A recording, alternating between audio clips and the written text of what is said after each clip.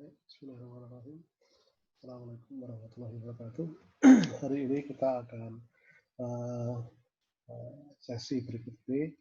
Kita akan mendiskusikan di sesi 10 ini kita akan mendiskusikan tentang pengelolaan merchandise atau barang dagangan dalam bisnis retail. Seperti yang kita bahas di beberapa pertemuan yang lalu, bahwa merchandise management sebenarnya nama atau pembahasannya ya.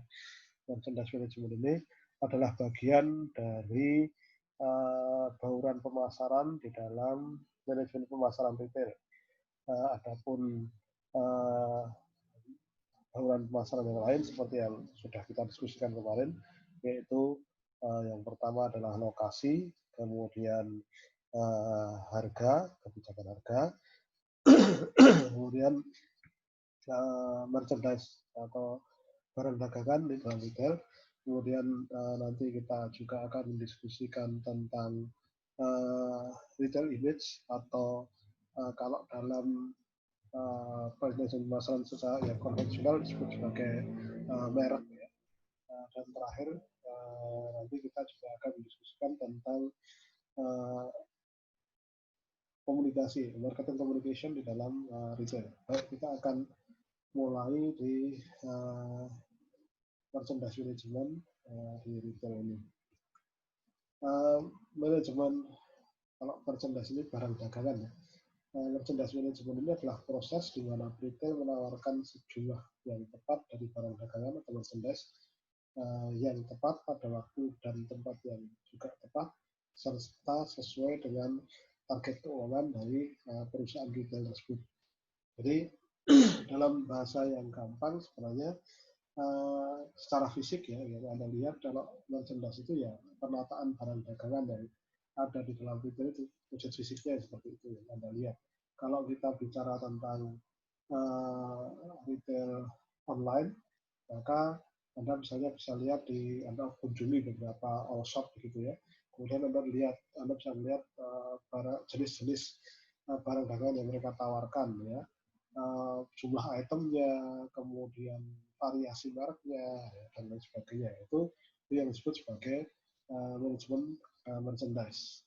Nah, kemudian ada 3 poin penting sebenarnya yang terkait dengan manajemen barang dagangan ini. Yang pertama adalah memahami tren pasar. Nanti kita akan diskusikan lebih lanjut tentang apa itu memahami tren pasar. Misalnya, kita setiap retail itu akan melihat barang dagangan apa yang saat ini paling laku atau yang di pasaran paling laku, sehingga nanti retail perlu menambah jumlah inventory atau persediaan dari barang tersebut. Kemudian kaitannya dengan barang dagangan ini nanti kita diskusikan juga sedikit tentang bagaimana menganalisis data penjualan. Istilahnya turnover dari barang dagangan ini, seberapa cepat barang dagangan itu bisa terjual begitu. Kemudian ini yang penting yaitu membuat penyesuaian antara harga dan tingkat persediaan barang. Kata kuncinya dalam manajemen merchandise ini kan kaitannya dengan inventory. Sebuah retail tidak boleh menghabiskan banyak biaya hanya untuk menyimpan barang. Misalnya disimpan di gudang itu tidak boleh nanti biayanya terlalu besar sehingga akan mengurangi keuntungan. Jadi nanti ada adjustment-nya. Nanti mungkin kita diskusikan pada sesi yang berbeda. Nah, sebenarnya kalau kita bandingkan dengan perusahaan-perusahaan lain, baik jasa, mungkin manufaktur, dan lain sebagainya, karakteristik retail itu, kenapa kemudian merchandise management ini jadi salah satu bagian dari bauran pemasaran adalah memang investasi dari retail itu ya ke barang dagangannya, maka portofolio bisnis dari retail itu sebenarnya ya pada barang dagangannya. Nah, investasi apa yang penting kemudian? Nah, kesuksesan dari sebuah proses manajemen barang dagangan atau merchandise management adalah bagaimana nanti retail bisa berinvestasi atau menggunakan dana yang dia punya untuk dibelikan pada barang dagangan yang paling laku. Ya. Jadi kata kuncinya nanti kita akan melihat bagaimana forecasting tren yang sedang ada, kemudian bagaimana melakukan monitoring barang dagangan. Misalnya sebuah retail, oke, dia memang benar menjual barang yang sedang in. Misalnya katakanlah ada satu tren baju atau sepatu begitu ya, katakanlah apa namanya, sepatu sneakers begitu yang sangat laku.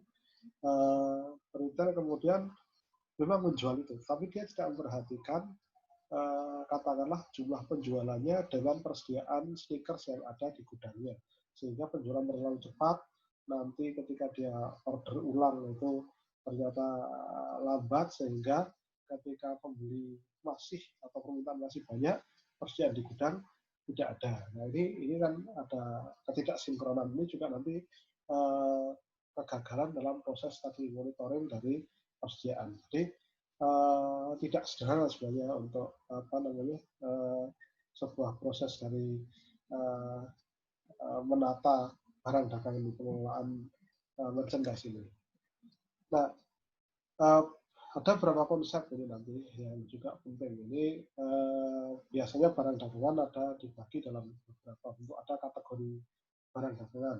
Kategori barang dagangan ini adalah bermacam-macam item produk yang bisa saling substitusi atau menggantikan menurut konsumen. Misalnya kalau Anda masuk di supermarket begitu ya, atau di minimarket, ada berbagai merek sabun yang berada di satu rak, kemudian atau pasta gigi. Nah itu kategori ya.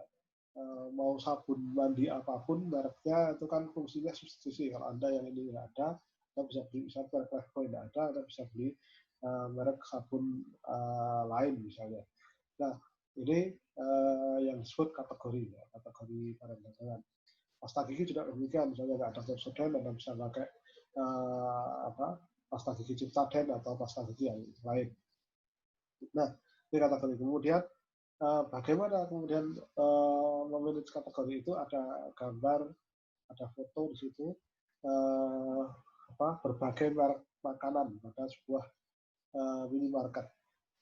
Kata kunci dari manajemen kategori itu bukan kemudian salah satu merek di situ laku begitu ya, di kategori itu ada stick Z ini yang laku, atau misalnya keripik kentang yang chip ini yang laku di antara rak ini. Itu bukan dianggap sebagai sebuah keberhasilan, tetapi keberhasilan dari sebuah manajemen kategori adalah ketika semua merek yang ada di sini atau penjualan di kategori ini, penjualan keuntungannya maksimal. Jadi tidak hanya pada satu item merek.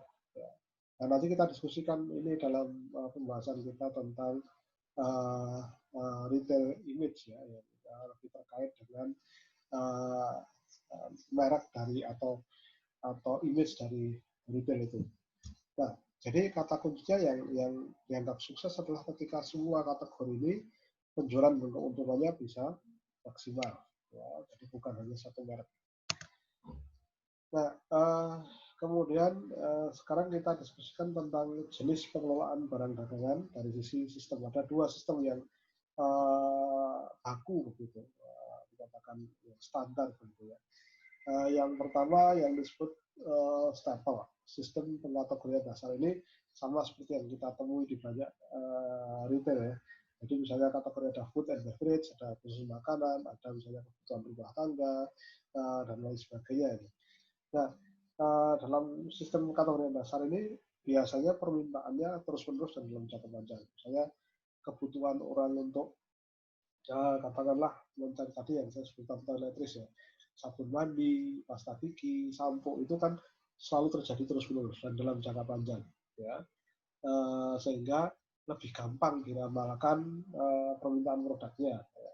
Kemudian produk baru pengenalannya ya sangat terbatas, kan jarang ada inovasi dalam produk yang seperti ini. Kalau baju misalnya kategori baju, katakanlah yang casual apparel, pakaian jadi itu, t-shirt, kemudian celana panjang itu biasanya trennya ya di situ. Kemudian misalnya juga apa namanya kaos kaki ya, kawan-kawan seperti itu. Jadi masuk di staple tadi.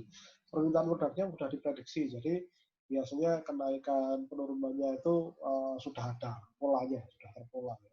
Karena misalnya pada tren tertentu pada saat hari raya, maka retail akan menambah persediaan untuk produk-produk seperti ini karena pasti akan ada permintaan yang lebih tinggi begitu.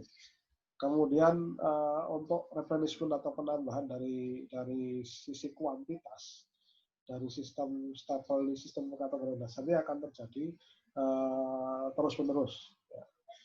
Nah, kemudian pengelolaan barang dagangan dengan sistem yang kedua yang lebih agak challenging, lebih agak susah itu adalah sistem pekategorian fashion atau fashion merchandise kategoris. Ini bukan berarti dari sisi baju yang ngetren bukan ya, tetapi bahwa pada sistem pekategorian ini permintaan produknya dalam jadi produk-produk yang memang sesuai perkembangan tren. Ya, misalnya baju-baju yang di butik ya, kemudian katakanlah yang sekarang smartphone ya, smartphone itu kan setiap bulan muncul produk baru dengan perbedaan yang hanya mungkin sedikit perbedaan begitu dan produk barunya sering muncul sehingga begitu katakanlah berbeda 3 bulan 4 bulan produk lama itu sudah dianggap kadaluarsa, sudah obsolete. Nah, ini yang lebih agak susah diprediksi begitu kaitannya dengan permintaan maupun nanti penyesuaian untuk penyesuaian untuk persediaannya. Ya, ini agak susah. Nah, itu beberapa hal yang terkait dengan pengelolaan merchandise atau barang dagangan begitu. Dan di sesi ini saya kira beberapa hal yang Anda perlu perhatikan ini kaitannya dengan poin-poin terkait dengan tadi sistem pekategorian dan juga Anda harus paham ke poin ini 3 poin penting ini. Jadi memahami tren pasar, menganalisis data penjualan, membuat penyesuaian antara harga dan tingkat persediaan barang. Nanti di berikutnya kita akan diskusikan bagaimana secara detail metode-metode yang digunakan dalam melakukan forecasting atau perkiraan penjualan, kemudian juga untuk menentukan kaitannya dengan persediaan dan lain sebagainya. Ada beberapa metode. Saya kira untuk sesi ini cukup sekian. Terima kasih. Assalamualaikum warahmatullahi wabarakatuh.